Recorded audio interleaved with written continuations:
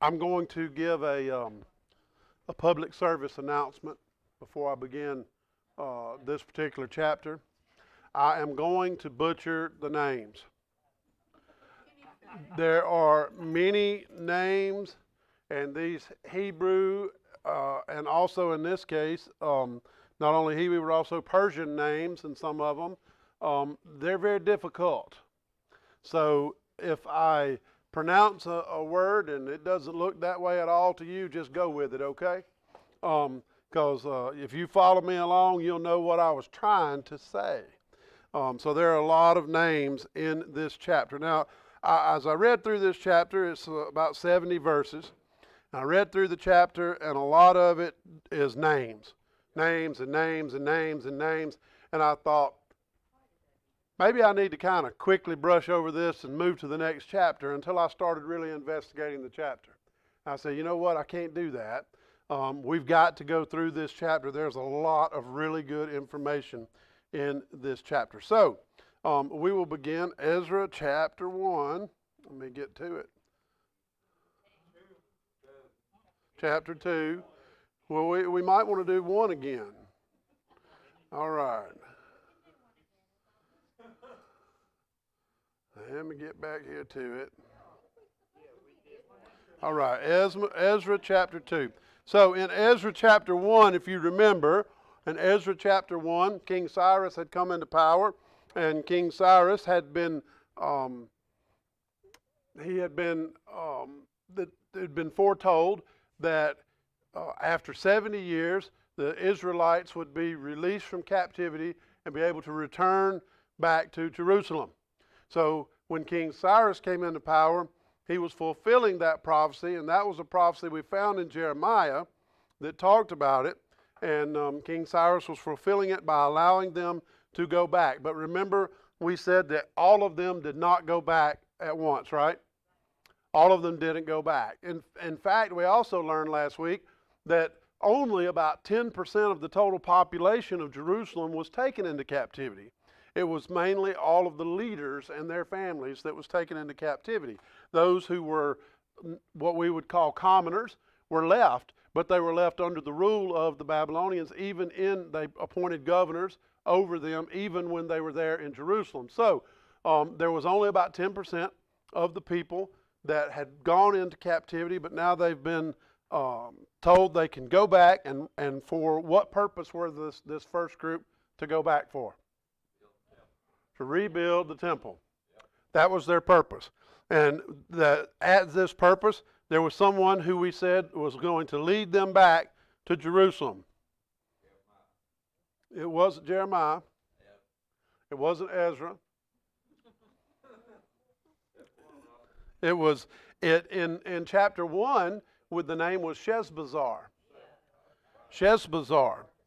Now, we'll talk about that a little bit more tonight as well, but we're going to look at verse 1 and 2 of chapter 2. Now, these are the people of the province who came back from the captivity of those who had been carried away, whom Nebuchadnezzar, the king of Babylon, had carried away to Babylon, and who returned to Jerusalem and Judah, everyone to his own city.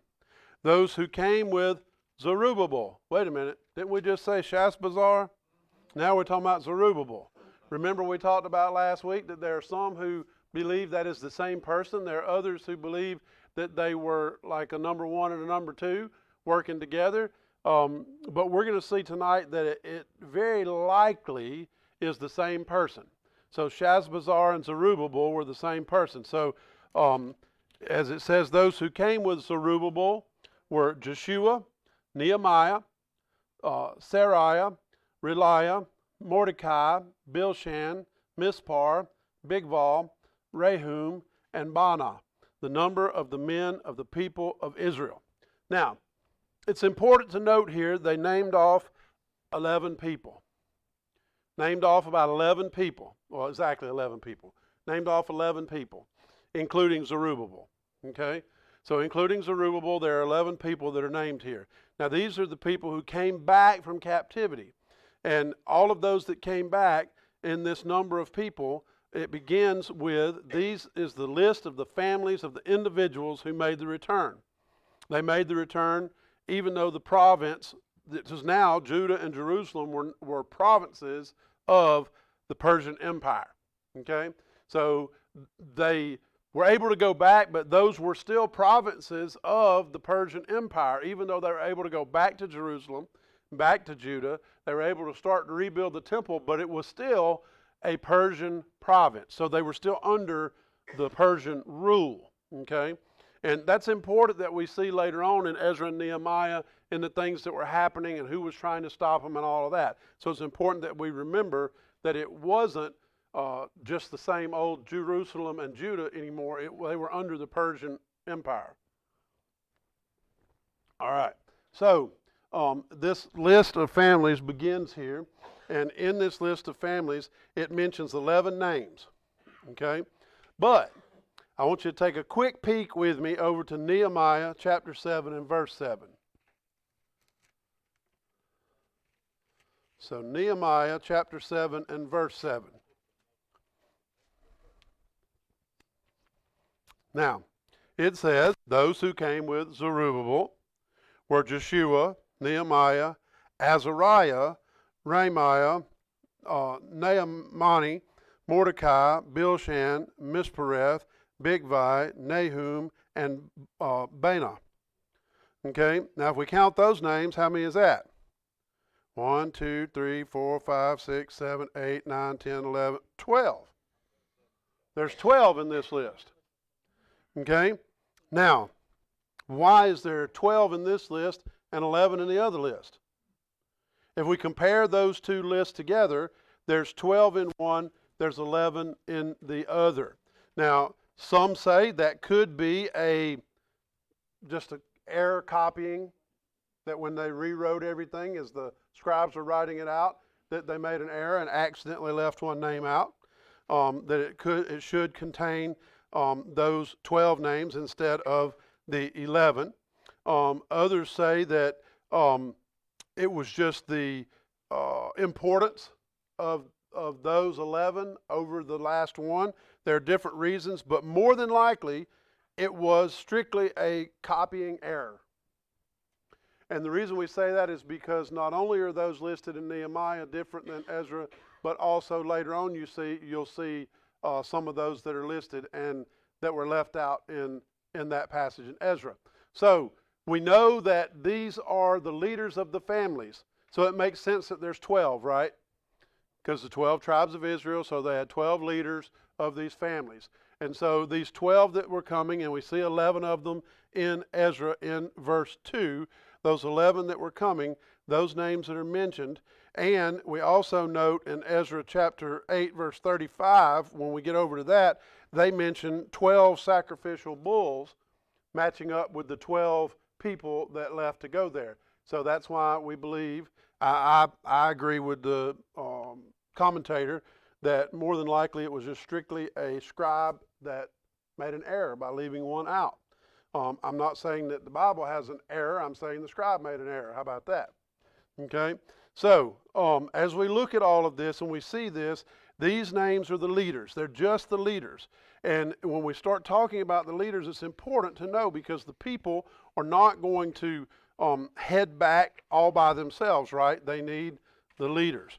And so as we talked about last week, that Shazbazzar, and then we also talked about Zerubbabel, we see in Ezra 1:8 Shazbazzar, and then we see in 2 Zerubbabel. 5:16 says Shazbazzar, and then Ezra 3:8 talks about Zerubbabel, and both of them are talking about them laying the foundation of the temple. Okay? So if you look at Ezra chapter 5 and 16, it says Shazbazzar laid the foundation of the temple. So chapter 5 verse 16, and it says here, then the same Shazbazzar came and laid the foundation of the house of God, which is in Jerusalem. Okay? But then we look over to Ezra 3:8, and Ezra 3:8 says, now in the second month, in the second year, they're coming to the house of God at Jerusalem, Zerubbabel, the son of the Shealtiel, Jeshua, the son of Zodak, and the rest of their brethren, and the priests and the Levites, and all of those who had come out of the captivity to Jerusalem began work and appointed the Levites from 20 years old and above to oversee the work of the house of the Lord. So they began the work, meaning they laid the foundation. So obviously what we see in these passages is that Sheshbazzar and Zerubbabel appear to be the same person. Okay? So I think it's important that we understand these things when we're studying the Bible, because we see these names and sometimes they look to be in conflict, but instead it's not that they're in conflict, is that, and as we talked about, those who had been in captivity in Babylon were often given Persian names. And sometimes they were given a Persian name instead of their Hebrew name. And it was used interchangeably sometimes, both of those names. And so sometimes they have Hebrew names, but in one area they call them by one Hebrew name, and another area they call them by another Hebrew name. And so it's the same person, two different names, but understand it is still, as we pretty well know that person as Zerubbabel. Okay? So when we look at that fact and we see all of that, then that helps us to see. Now, there is a listing of all of the families in verses 3 through 35. I'm not going to read all of those names to you. I'm not going to sit here and read all of those names to you in verses 3 through 35. Why? Because number one, I will get most of them wrong, and number two, you can read them for yourself. But what I want you to know is, in this list of names that we have, these are the heads of families with the numbers of the men in those families. And it means that the total number of people would be more because they are listed and counted by heads of families. Okay? So remember that. So as we're looking at all these people, now there's a lot of people we're talking about. Each one of these names and how many came with them, these are the heads of the families. And the heads of those families all fell under one of the 12 that came out of Babylon.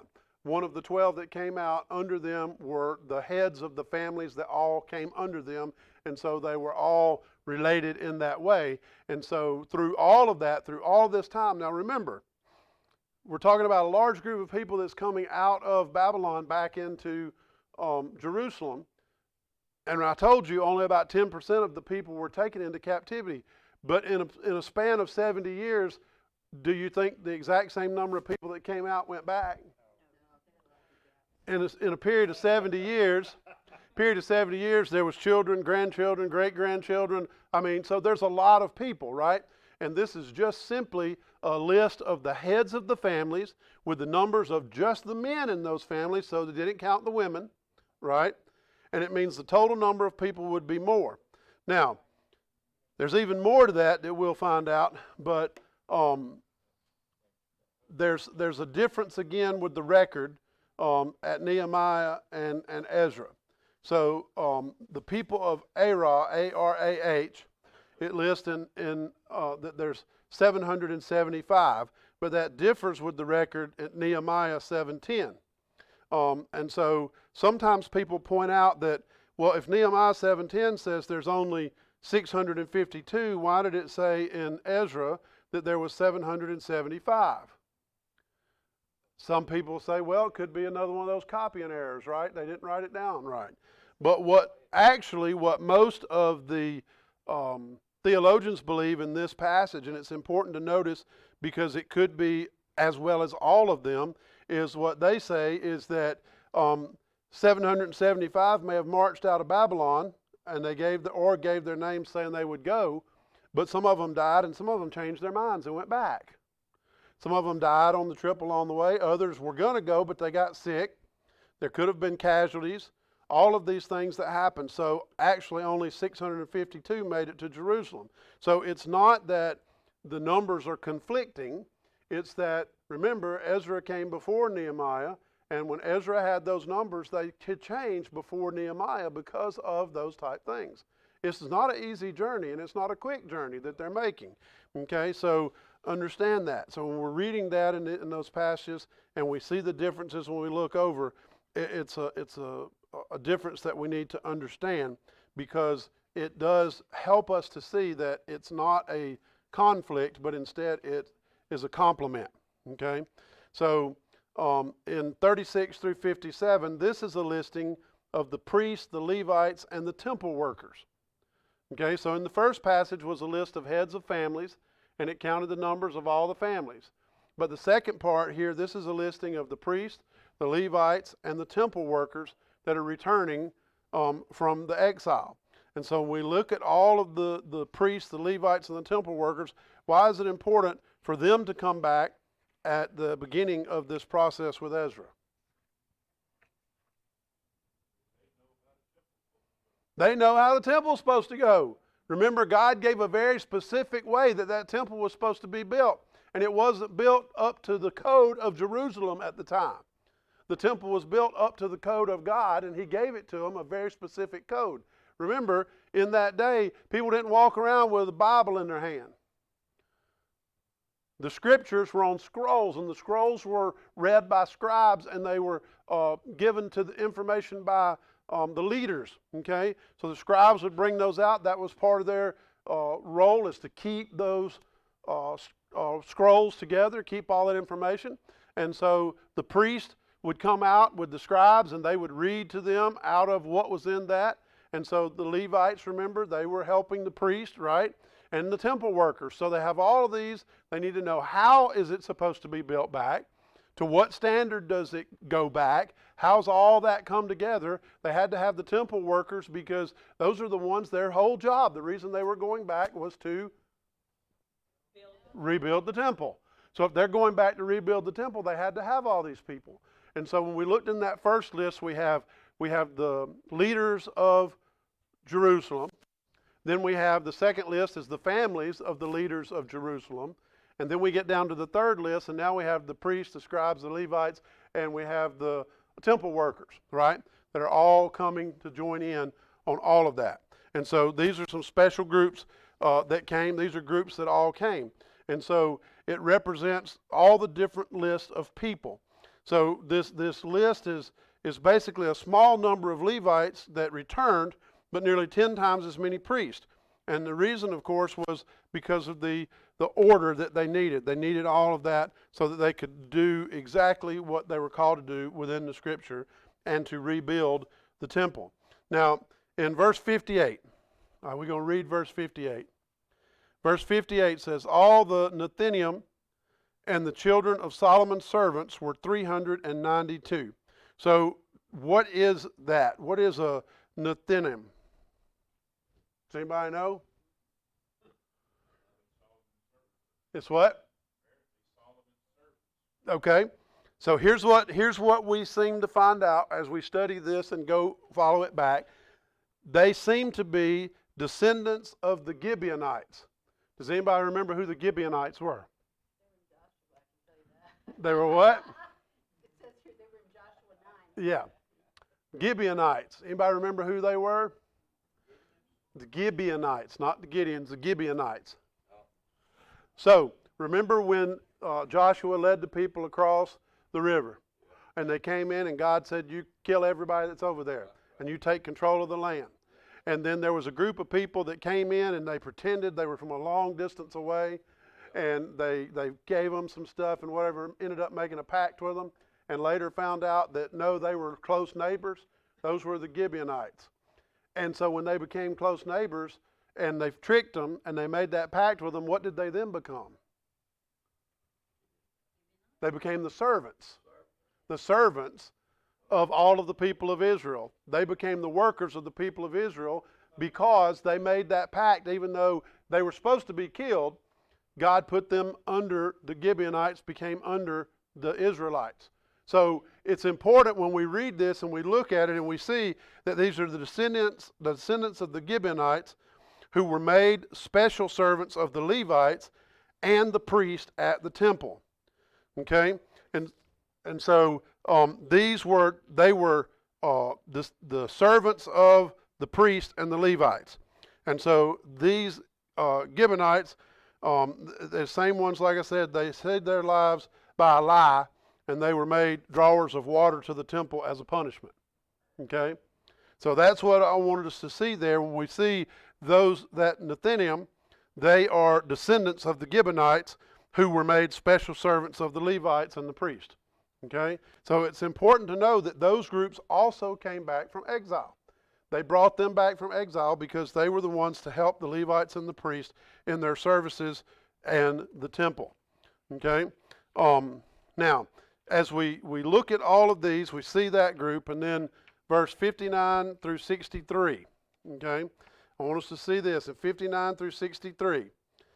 Those among the priests with uncertain genealogies who returned from exile. Okay? So verse 59 says, and these were the ones who came up from Tel Malah, Tel Harsha, Cherub, Aden, and Immer. But they could not identify their father's house or their genealogy, whether they were of Israel. Okay? So these is a group of people. All these exiles are people who came, but they could not identify their genealogy. Well, why is that important?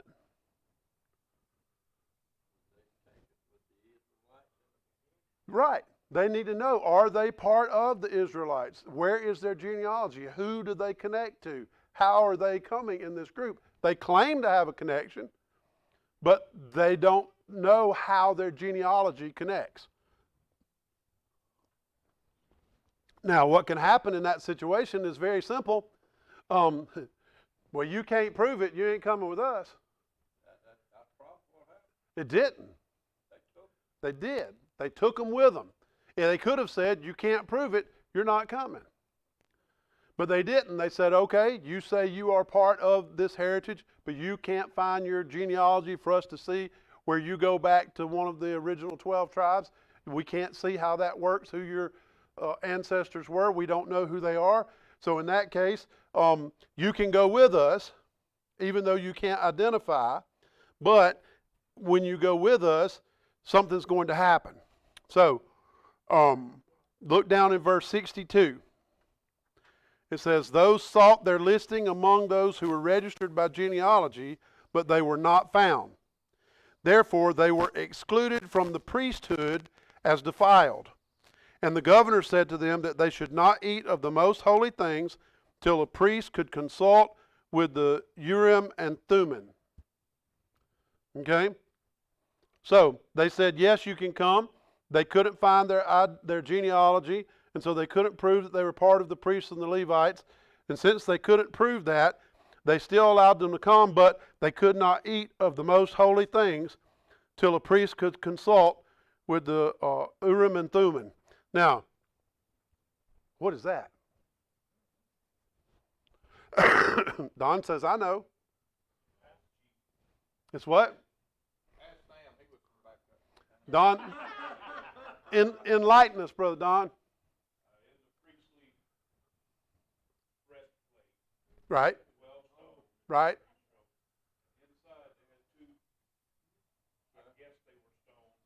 Right.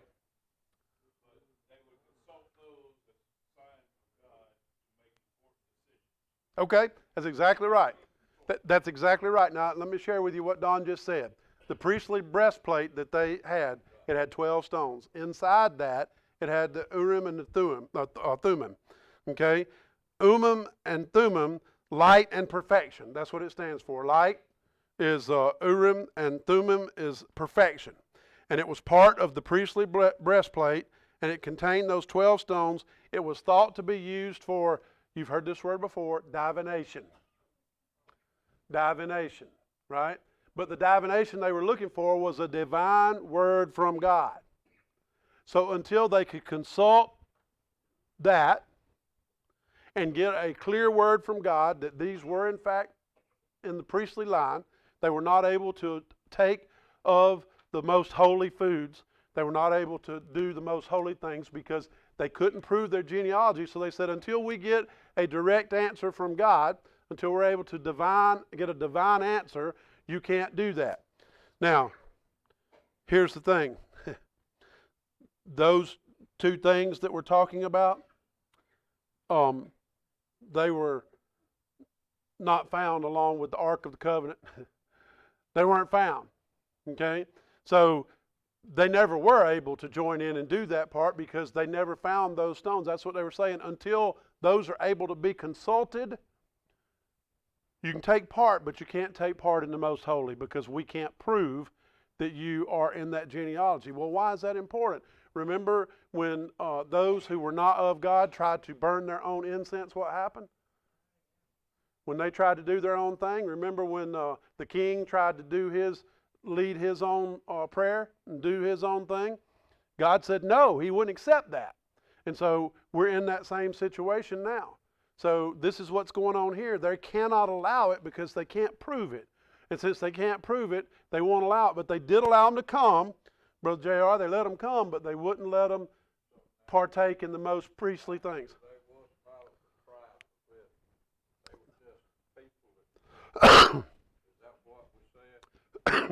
Pardon me. They are of the tribe of Israel, but what they couldn't prove is whether or not they were of a priestly descendant. Okay? Right. Right. They could not prove that they did descend from a priestly line. And because they could not prove that, they still let them participate with the priest, but not of the most holy things. Okay? Because they couldn't prove it. And so they would not allow them to do that and serve in that way because God specifically called that to be done by the priest, right?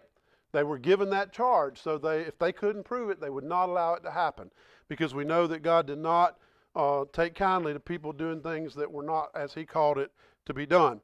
So all of those, they were registered. If their genealogy wasn't found, then even though they said they had claim to a priestly lineage, they couldn't prove it. Therefore, they were excluded from the priesthood as defiled, meaning they couldn't take part of the most holy things because they didn't have a proper lineage. They couldn't find it. So they didn't know what that was. So, down in verse 64 through 67. 64 through 67. The whole assembly together was 42,360. Besides their male and female servants, of whom there were 7,337, and they had 200 men and women singers. Their horses were 736, and their mules 245. Their camels 435, and their donkeys 6,620. All right? So that's a lot of donkeys in it. That's a lot of livestock and people and all of that. Now, why are we talking about this? This group, the entire size of the group was roughly around 50,000 people. Okay? So it was somewhere around 50,000 people, and it was only the first wave. It was only the first wave to return to Babylon. So it was somewhere around 50,000 people, plus all of the livestock and all of those that came with them, roughly around 50,000 people, and it was only the first wave that returned from Babylonian captivity. And it includes only the heads of families, and it includes those who were the priests and the Levites. So it doesn't include others that were not part of the heads, that were not part of the original lineage of the 11 that we were talking about that came, or 12 when we look at Nehemiah. So this is just the main thrust of those who were coming that were in leadership in head roles, plus workers, plus priests and Levites. So they had all of that. Now, here's the crazy thing.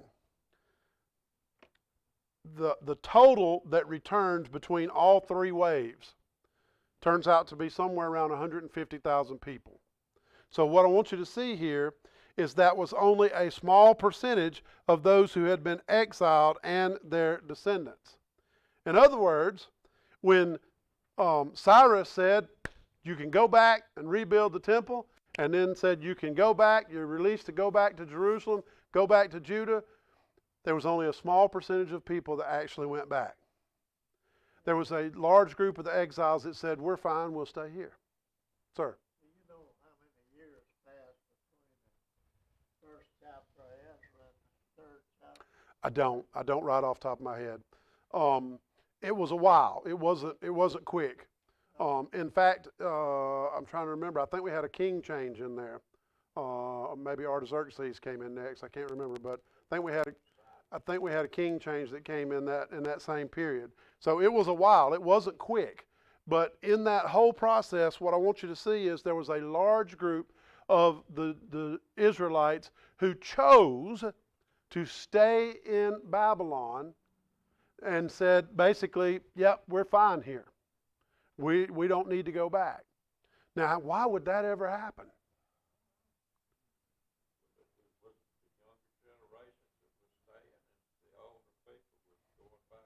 Wasn't necessarily. Here's one thing I want you to think about. They were in exile, but they were not prisoners. In other words, they weren't treated badly. They were taken out of Jerusalem. They were put into Babylon, and they actually were able to have businesses. They were able to make money. They were able to establish families. They were able, and apparently, from all accounts of everything that you can find, the Israelites did very well in Babylon. They made a lot of money. They did very well, and they had a lot of things there in Babylon. So they were very comfortable where they were. And so when we look at that, Josephus wrote, many remained in Babylon being unwilling to leave their possessions. Many remained in Babylon being unwilling to leave their possessions. Now, as I read this, all I could think about is Christians today. How many Christians are perfectly comfortable right here in this world? And they're excited about they're comfortable. They've got what they want, the things that they need, the things that they like, they're here, and even some will say, well, what's heaven going to be like? There's not going to be any football. There's not going to be any shopping, no YouTube in heaven. So, what's heaven going to be like? And you say, well, we'll be worshiping and praising Jesus all day long. Whoa, well, I don't know that don't sound too exciting. But what I'm saying is there are many Christians just like these Israelites who get so comfortable in the earth and the world today that they don't look forward to going home. They don't look forward to going to be with Jesus and be in heaven. They don't look forward to that. And the problem with that is not only is it bad for them, but it's bad for others because they're not sharing the gospel of Christ and telling them how wonderful it is going to be for us to be in heaven because they're just satisfied. Yeah. Well, they're just comfortable. They're comfortable. So there were many that were exiled that did not return because they were very comfortable and they didn't want to lose all they had. They were unwilling to bring back their to leave their possessions. So in all this great total of people that came, it was only a small group of the whole majority that went there. A small amount. The majority of the people that went actually decided they would prefer to just stay. So they stayed there in Babylon. Now, it's an amazing thing when we look at all of this stuff and we see that where were they going back to? They were going back to the promised land, right? They were going back to the promised land, the land that God had given them, the land, and they were going to rebuild the temple. So those that did choose to go back, look at verses 68 and 69. 68 and 69. Some of the heads of the fathers' houses, when they came to the house of the house of the Lord, which is in Jerusalem, offered freely for the house of God to erect it in its place. According to their ability, they gave to the treasury for the work 61,000 gold drachmas, 5,000 minas of silver, and 100 priestly garments. So there were a lot of the offerings that were made. Remember, when they were sent out, they were supposed to ask for those things from their neighbors and take them with them, and they gave them as a free will offering to the temple in order for the temple to be built. They offered freely for the house of God. And so one of the things that we see is it was an awful lot, but part of the reason it was so much is because the Jews did well in Babylon. They did well. And so when they asked for these things from the neighbors and they took these things with them, they took a lot to go in and put it in the temple in the offering. Okay? So they put it in there. Now, what is all that they're giving to the house of God for? To rebuild the temple. Because as much as they want to do it, they're going to have to purchase things. There are things they don't have. They're going to have to purchase lumber. They're going to have to purchase materials. They're going to have to purchase the things to help rebuild the temple, because remember, it was made of certain types of wood. It was made of certain types of items that were listed all throughout the temple, and they couldn't just walk out in the woods and cut down a tree. There were certain things that they had to have. And so all of this went to the house, a free will offering to the house of God. All of it was put in there, and it was made in order that they would be able to rebuild the temple. And so they gave sacrificially to do that. But they also gave according to their ability. They gave according to their ability. And so when we see that, it says according to their ability they gave.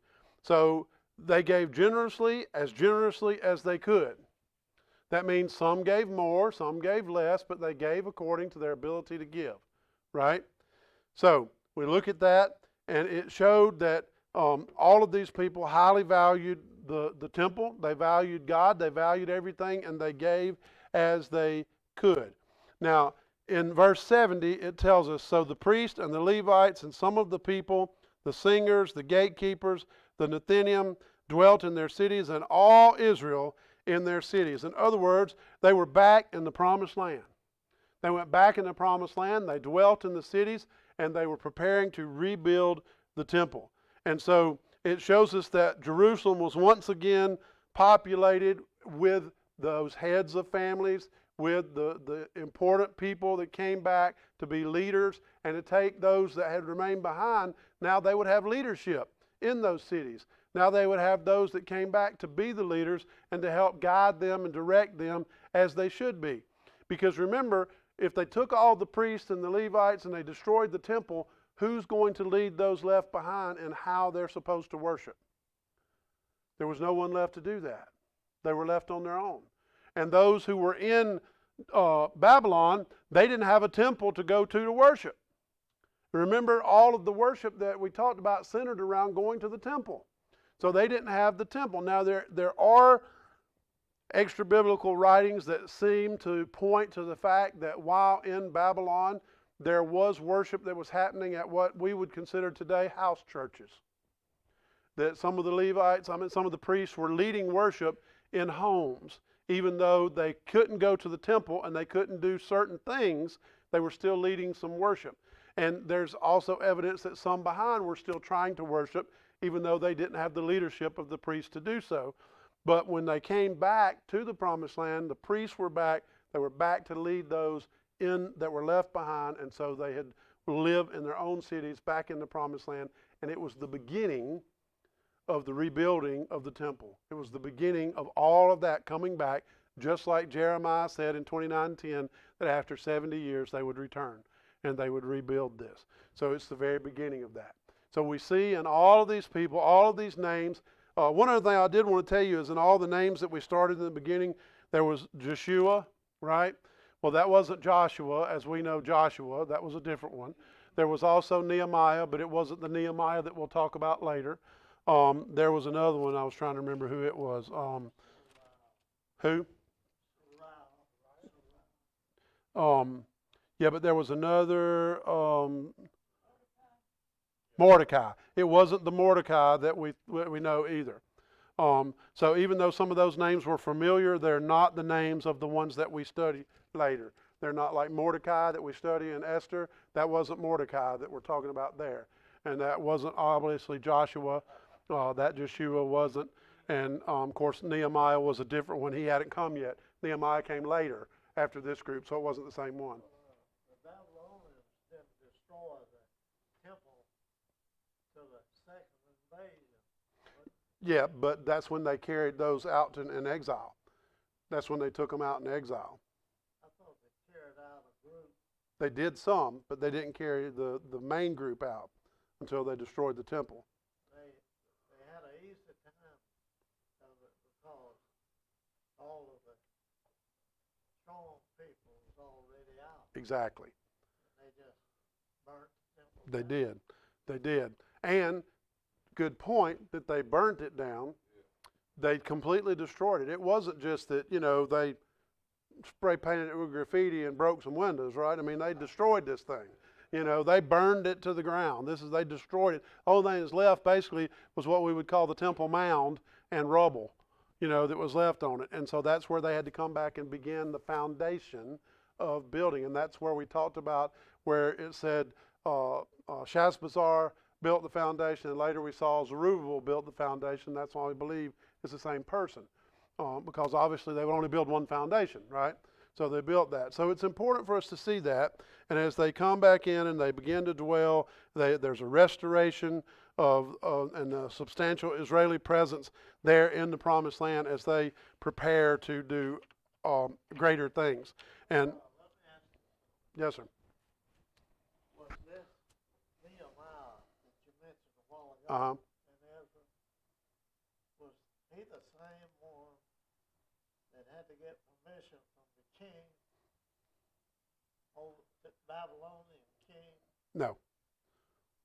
No, it was a different one. That's what I said a moment ago, that Nehemiah came on the second wave. Actually, I take that back. He came on the third wave. Ezra comes on the second wave, and Nehemiah came on the third wave. That Nehemiah that came in the first wave is not the same one. Okay?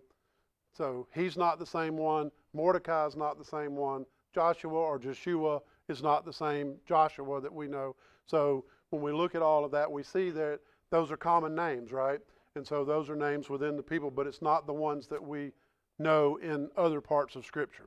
They were different ones. All right? And I think we're at a place now where we need to move to our prayer request. So for those of you who have joined us online, I hope that you enjoyed this tonight. I enjoy breaking it down like this and getting to some of the things that you don't see just reading through the Scripture. You really need to dig in to find it. So I hope that you were able to glean something tonight. I thank you for joining us. God bless and good night.